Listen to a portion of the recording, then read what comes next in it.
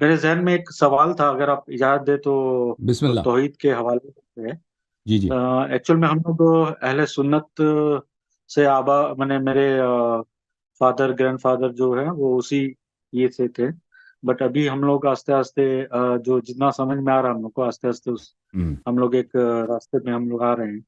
تو ابھی جیسے میرے ذہن میں ہمیشہ ایک سوال اٹھتا ہے کہ ہوں جیسے مان لیجیے کوئی بھی ایک آ، پریشانی لاحق ہو، اگر کوئی ایک مرض ہو گیا ہے یا کچھ پرابلم میں ہم ہیں، تو میرے پاس ایک دو تین تین آپشن ہے، ABC۔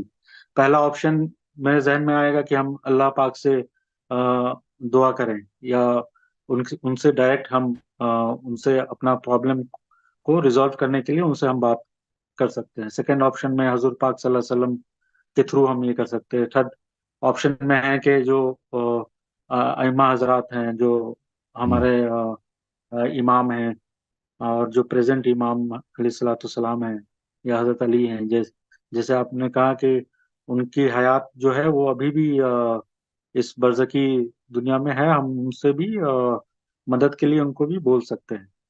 تو اگر میرے پاس تین آپشن ہے تو ہم کون سے آپشن کو پہلے ہم ٹرائی کریں گے؟ دیکھیں دیکھیں شیعہ مذہب میں سے کوئی حکم نہیں ہے کہ آپ اللہ کو چھوڑ کر اہل بیت علیہ السلام سے طلب کریں، بلکہ اللہ تعالیٰ سے دعا کرنا، اللہ تعالیٰ کی عبادت کرنا، یہی اسلام ہے۔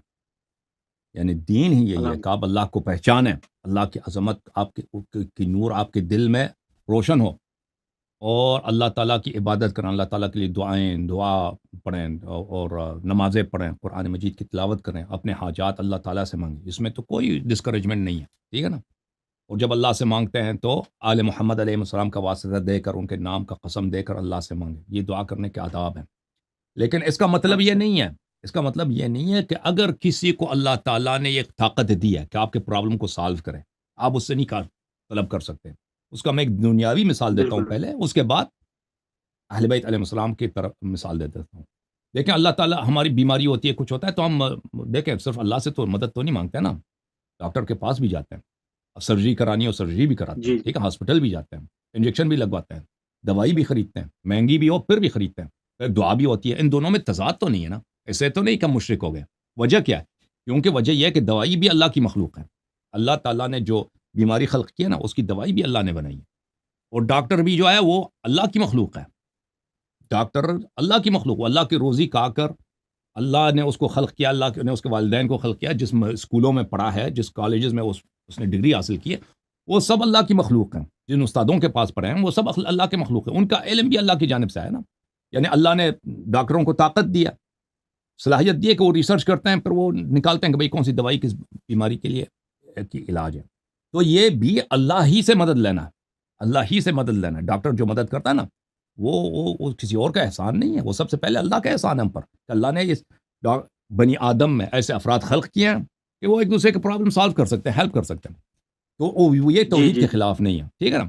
تو ہم اللہ سے جی مانگتے ہیں، جی اس کے ساتھ اسباب سے بھی استفادہ کرتے ہیں۔ اسی طرح بعض اسباب، بعض ٹولز، بعض ذریعے جو ہیں، بعض ذرائع جو ہیں یہ دنیاوی ہیں، بعض ذرائع جو ہیں روحانی ہیں، اسپرچول ہے، روحانی۔ بالکل نبی کریم صلی اللہ علیہ وآلہ وسلم اگر آپ کو علاج کر دیں نا، ایک نظر کر دیں، آپ کی بیماری کا علاج کر دیں، عیسیٰ ابن مریم علیہ السلام مردے کو زندہ کرتے تھے، وہ بیماروں کو بالکل شفا دیتے تھے۔ ہمارے نبی صلی اللہ علیہ وسلم عیسیٰ سے کم نہیں ہے، عیسیٰ سے بہت عظیم ترین نبی۔ جس طرح ایک ڈاکٹر ظاہری اسباب کے ساتھ آپ کو علاج کرا سکتا ہے، نبی کریم صلی اللہ علیہ وسلم روحانی طور پر آپ کا خارق العادہ طور پر، میریکل کے طور پر، اعجاز معجزے کے طور پر آپ کے پرابلم کو سالو کر سکتا ہے۔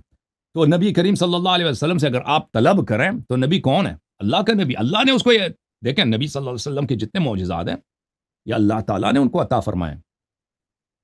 جیسے ڈاکٹر جی حضرات ہیں نا، دوائی کہتے ہیں، یہ دوائی تو بندوں کی خلقت نہیں، یہ اللہ نے یہ دوائی میں یہ خاصیت پیدا کی ہے کہ فلان بیماری کے لیے بہتر ہے، ٹھیک ہے نا؟ اسی طرح نبی کریم صلی اللہ علیہ وسلم کو اللہ تعالیٰ نے یہ پوزیشن دی ہے کہ وہ اگر چاہیں، ان کی نگاہ کرم ہو کہیں پر، تو کسی کی شفا ہو جائے، کسی کی مشکلات حل ہو جائے، ٹھیک ہے نا؟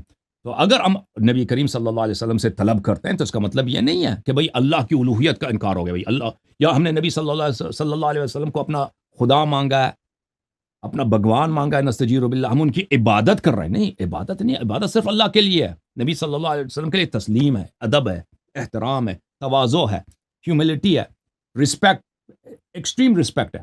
ٹھیک ہے نا؟ عبودیت نہیں ہے. جی عبودیت صرف اللہ کے لیے، لیکن رسپیکٹ کے ساتھ اگر ہم ان سے کریں کہ یا رسول اللہ صلی اللہ علیہ وسلم، اللہ تعالیٰ نے آپ کو یہ مقام عطا فرمایا، آپ ایک نگاہ کرم فرمائیں.